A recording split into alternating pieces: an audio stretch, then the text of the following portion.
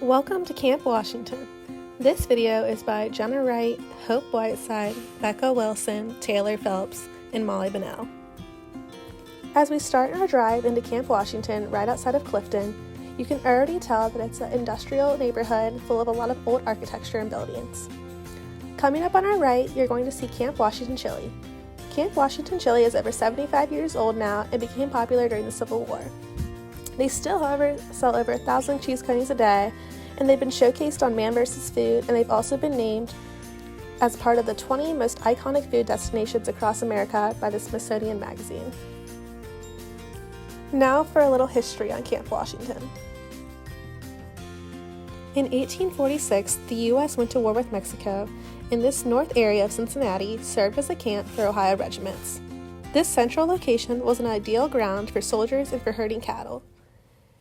At the end of World War I, eventually this area was named Camp Washington, and Camp Washington was then annexed into Cincinnati in 1870.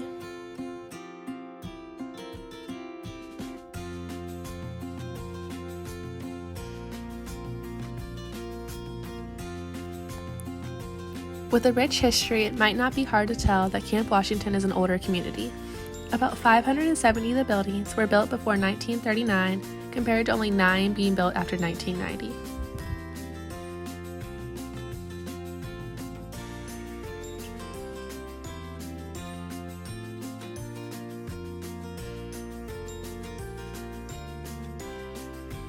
However, some of these newer buildings bring a lot of life to Camp Washington. The American Sign Museum moved to Camp Washington in 2007 to be able to accommodate more space for all the signs that have been collected. There's a 42,000 square foot property in Camp Washington that now is home to over 200 signs and other objects that are on display at the museum.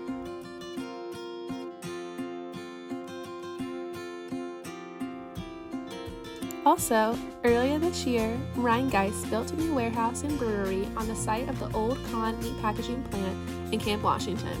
However, a majority of this 16.9 acre site still remains vacant and is an opportunity for more economic growth within Camp Washington.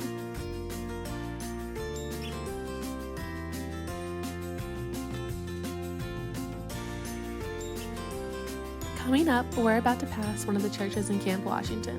We later found out that there are 8 churches in Camp Washington of several different religions, including Catholic, Christian, non-denominational, and Islamic as well.